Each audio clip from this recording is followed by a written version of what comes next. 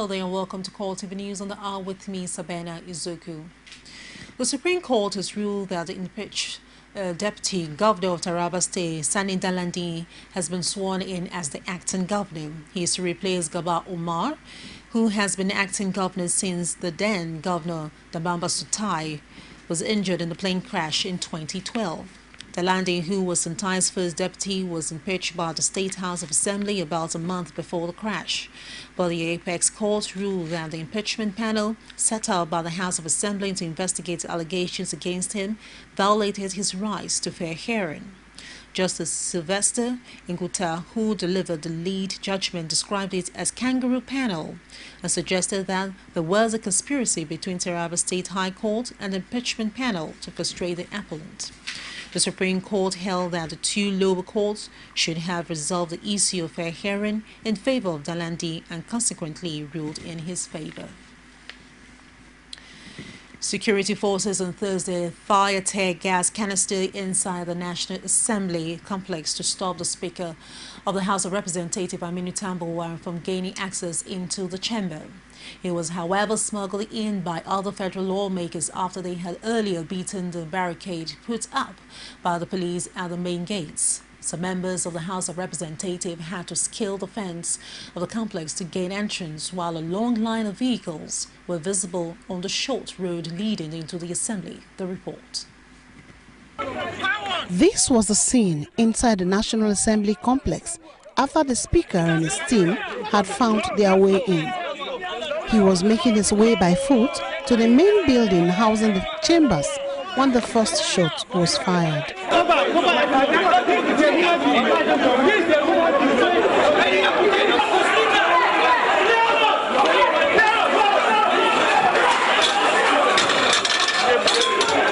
With no security orderlies to shield him, Speaker Tambuwal had to depend on his personal aides to move him out of harm's way, while the police fired more tear gas canisters.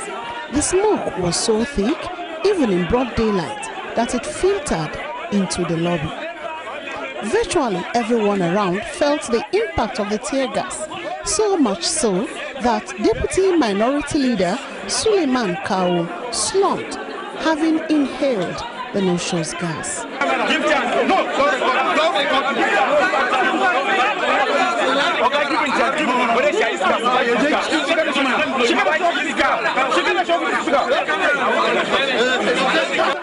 It elicited anger in the complex, with some legislators chanting anti-police slogan, but were soon calmed down.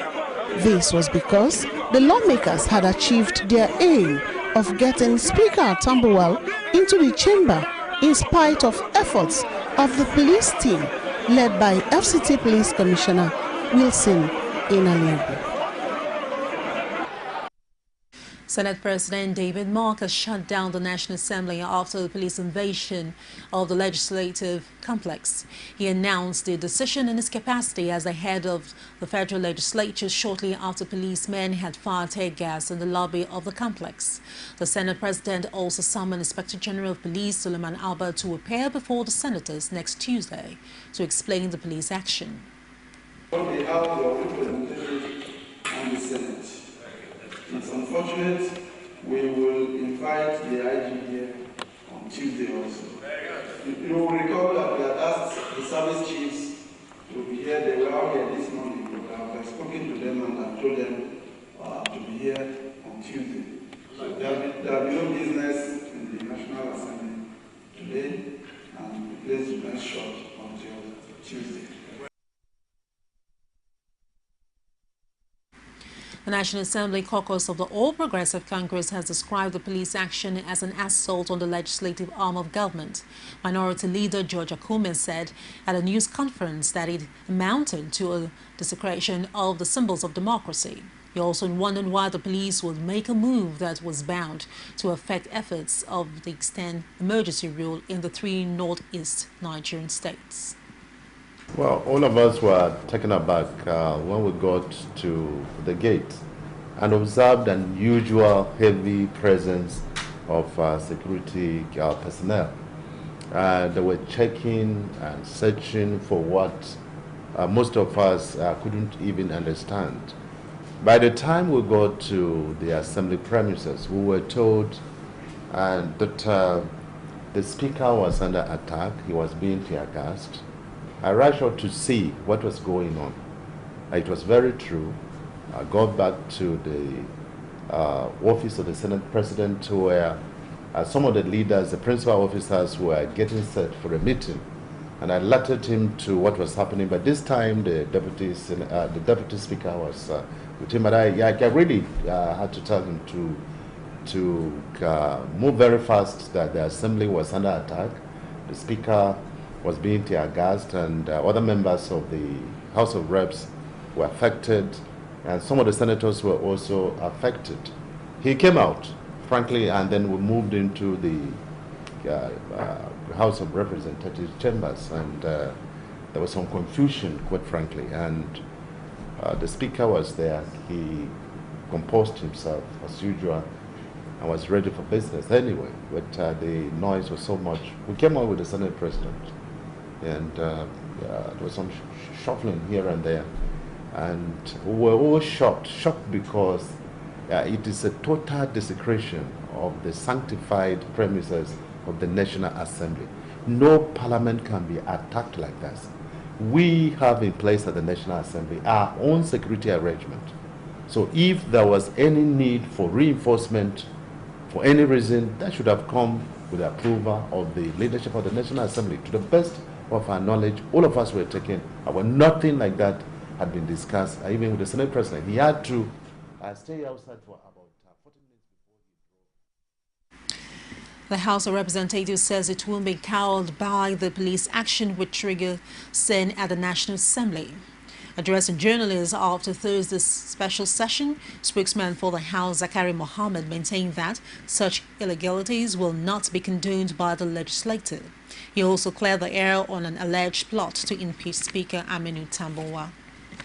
I think we're students of history, and that we have been in these chambers since June 2011. And at all time, except the day that we were to be inaugurated, have we had the craze that we saw today. If a presiding officer will have to be locked off, and you gave us an assignment, you wrote and addressed your letter to the speaker. And when you wrote to the speaker, you said he should expeditiously treat the extension of emergency rule. He couldn't have sat on the streets of Abuja to preside.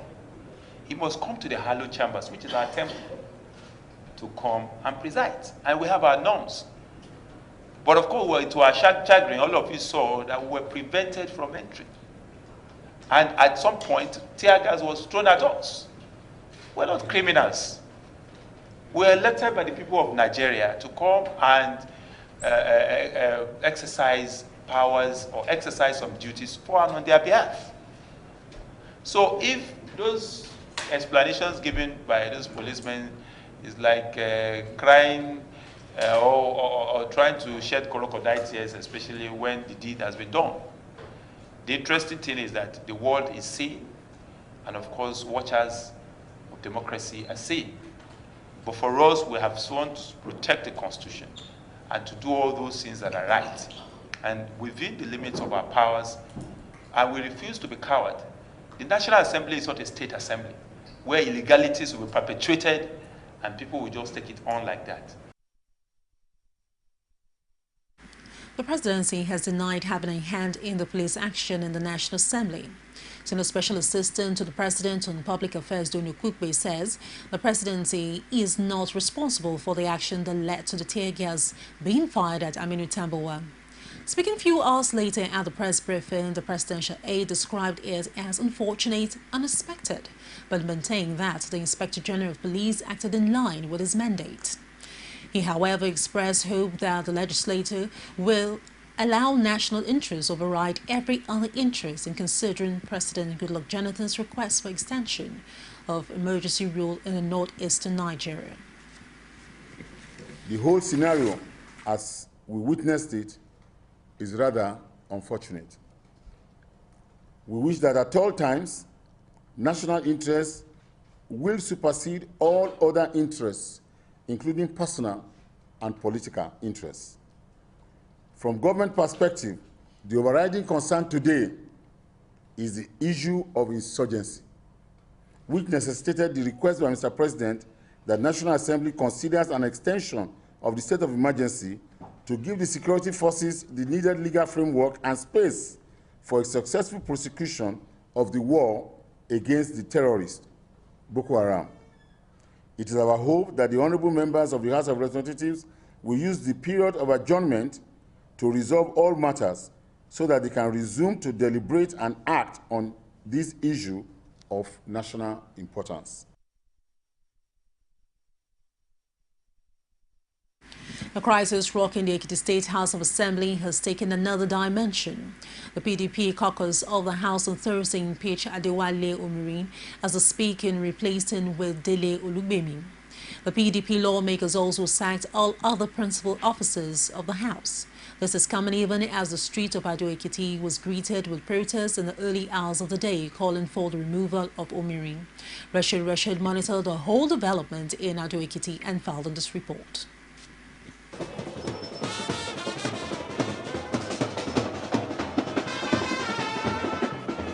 It all started with a protest on the streets of Ado Ekiti by those tagged Ekiti Lovers Group, who chanted anti-APC songs and called for the sack of the Adewale Omiri-led House leadership. We want him to be removed because he has not been performing. He's not active. He's still at Lagos. He wants to be ruling Ekiti from Lagos. We don't want it. As a speaker, he's supposed to be in Ekiti State to be monitoring what is going on there. And as if heeding the call of the protesters, the PDP caucus of the Ekiti House of Assembly gathered at the chamber and quickly barred journalists from covering the proceedings. Then, the emergence of Dele Olugbemi as new Speaker of the House. The former Speaker, Dr. Adewale Omiri, and his deputy served the state for almost 3.5 years. We are grateful to them. The House will continue to accord them deserved recognition and respect. We will continue to tap from the wealth of experience. Leadership in the legislators' arms of government is collegiate, and every honorable member is a potential principal officer. The leader of government business in the House, Samuel Ajibola, did not also waste time in stating reasons for the impeachment. We have changed the principal officers of the state, of the House of Assembly. The Speaker has been impeached. All right, sir. The Deputy Speaker has been impeached. They have been impeached on the ground that, one, they left their official responsibility without an official notice. Two, for not to be able to coordinate the House of Assembly members, trying to divide the House of Assembly members.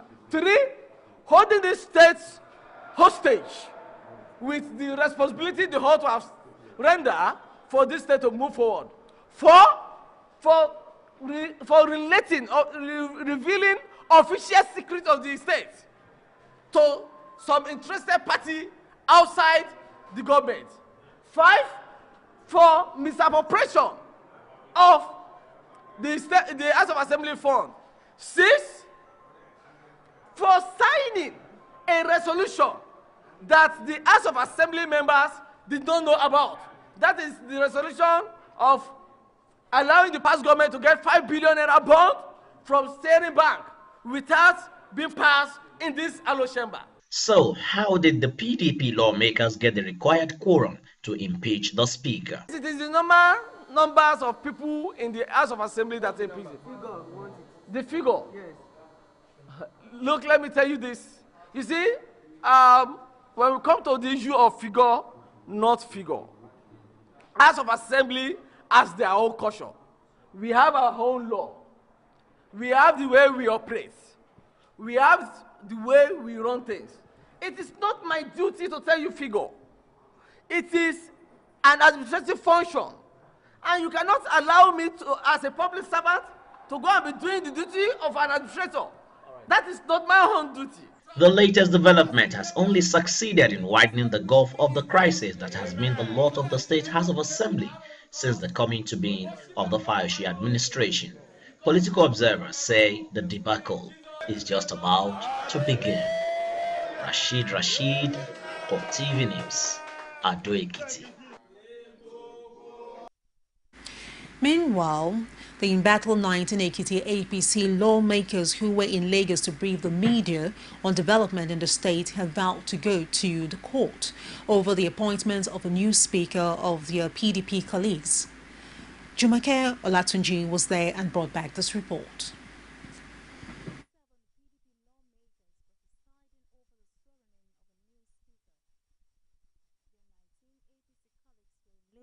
To address journalists on the current situation in the State House of Assembly. The lawmakers say they're not moved by the new developments because they remain substantive members according to the Constitution. Well, my attention has just been drawn to the breaking news coming from the state by the Special Advisor on Misinformation and Blackmails, Dere Olayinka, that Olugbemi is now the Speaker and Abenola Ika is the Deputy Speaker.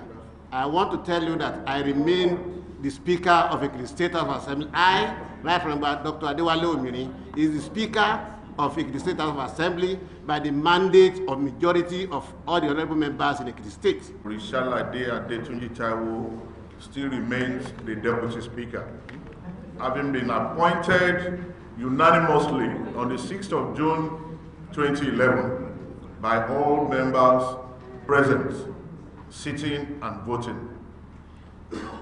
No sitting of the House can be summoned, like I said earlier, by anybody except the Right Honorable Speaker.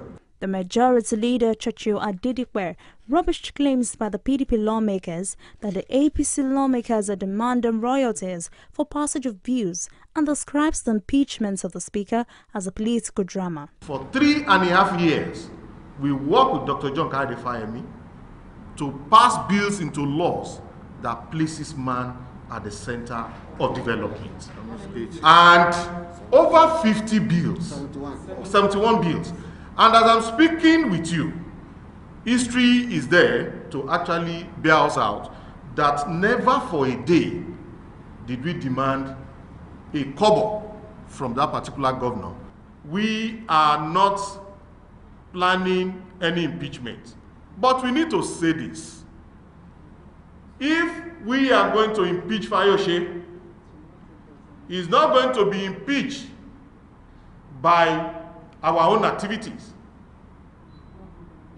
Fayose will be impeached by his own activities. We want to say to the whole world that if anything should happen to these honorable members, any of these honorable members, the whole world should focus their attention on Mr. Ayodele Fayose, because he has said this severally, that by the time 1, 2, 3 of you are killed, that of course you are going to toe his own path. Boluwaduro, Ogunyide, and Babatokwe were also present to deny their sitting with the 7 PDP lawmakers on the 17th of November. The Deputy Speaker, Rishalade Adetunji, says that the clearance of commissioners are issues that will be discussed on the floor of the House against the Governor's order for an immediate clearance. And that was what Mr. Speaker did on that day. Read it before the commencement of business and shall be considered upon a future day. The word shall is mandatory, obligatory, and it has to be followed. And that was what we did. We cannot do it that day. And that was what brought anger from him. That we are supposed to do it immediately. People we don't know, people we have not seen their CVs. So, this is our role, very, very clear. Definitely, all is still not well, as observers say the end of the Ekiti lawmakers' showdown is far from over. Olajumoke Olatunji, CoreTV News, Lagos. Let's take a short break, and when we return, CoreTV News on R continues. Just stay with us. Lagos, get ready to experience a roller coaster beyond what you knew about Fuji. That's right. K1 Live Unusual Concert. It's Fuji Redefined by the king of Fuji himself, King Wasiu Ayinde Marshall, the ultimate. with breathtaking performances from Lagbaja, Tubaba, Victor Laya, DJ Jimmy Jazz, Olamide, Sasha P, Honeybee, and many more. K1 Live Unusual, 21st of November at the Eco Hotel Convention Center, hosted by King of Comedy, Alibaba, and Comedy by Bucci. Red carpet starts at 7 p.m. Tickets 10,000. Premium table 1 million. VIP table 2 million. State box 5 million. Think you can handle it? Tickets available at Niger Ticket Shop outlets in the Eco Hotel and Suites, Silverbed Cinemas in VI, Ikeja City Mall and Ozone Cinema in Yaba, or online at NigerTicketShop.com. For table bookings, call 09025 K1 Live or 09025 551-5483. Email glproductions@sodiumng.com. Supported by Lagos State Government, Lassa, Beat, Niger, Classic FM, Hip TV, Ray Power, Kenny's Music, Prime Time, BHM, Mega Screen, and EEC. K1 Live Unusual. Get down. Fuji Redefined. Welcome back to the news. For more information, you can reach us on a social media platform on facebook.com/CoreTV News, but it's still on Twitter at CoreTV News NG, on our youtube.com/CoreTV Space and the news. Bayelsa State Governor Siraki Dixon has dismissed suggestion of a feud with President Goodluck Jonathan over party affairs in the state. Speaking with State House correspondent on the sidelines of the National Economic Council meeting in Abuja, the governor insisted that there is peace in the state. And leaders, rulers, to felicitate with Mr. President and his family, even though we know he doesn't normally celebrate birthdays. But we thought this is an opportunity to solidarize with him, let him know that we, his people, are there for him. And also, I gave a report that Bayelsa is on course, Bayelsa is moving, Bayelsa is on track, Bayelsa is united, Bayelsa is stable, Bayelsa is at peace with itself and at peace with the rest of our country. We are grateful to Nigerians, we are at peace with the rest of the world. And we hope the best, we wish the best for Mr. President, we wish the best for our country, and we wish, of course, the best for Bayelsa. The federal government is soliciting the cooperation of traditional and religious leaders in the effort to reduce maternal and infant mortality. Executive Secretary of the National Primary Health Development Agency, Adu Ibrahim, says community leaders are crucial to save maternal and child health in the country. He was speaking at an event to mark the Maternal, Newborn and Child Health Week in Abuja. Because we're beginning to see reduction in terms of the number of the deaths in under 5. We've seen reduction in the last 2-3 years of child under 5 mortality from 150 per 1,000 live births to about 128 per 1,000 live births. And for women, the latest survey that was done by National Bureau for Statistics indicates that unlike what used to happen, in which about 487 women would die for every 100,000 live births, presently there are only about 350 women that die for every 100,000 live births. Even that is high, but we are determined to reduce it.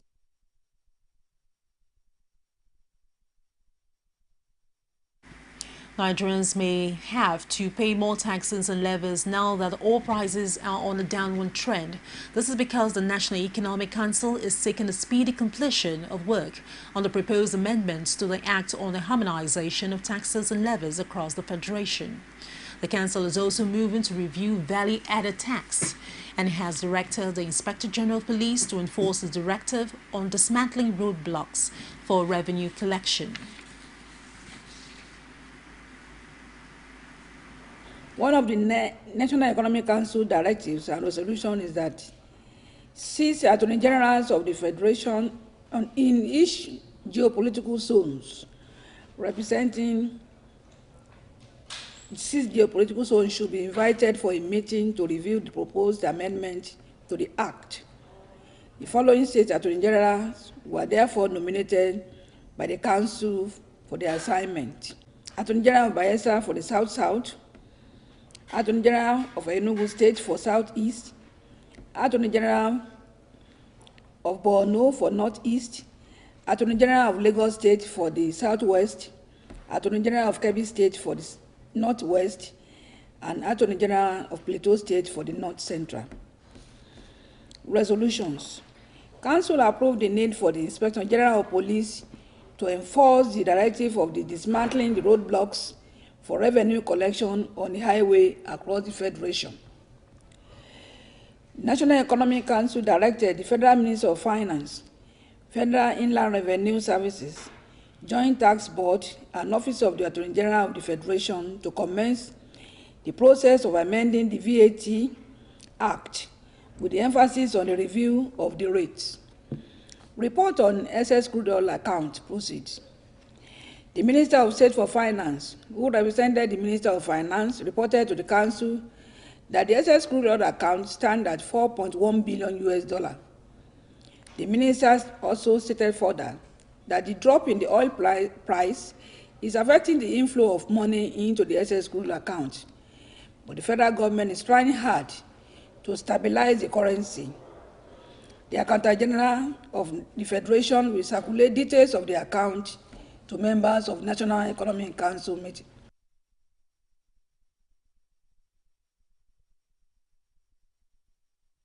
Well, that's the much we can take for now. Do join us at the top of the hour for more. I am Sabina Izuku, and thank you very much indeed for watching.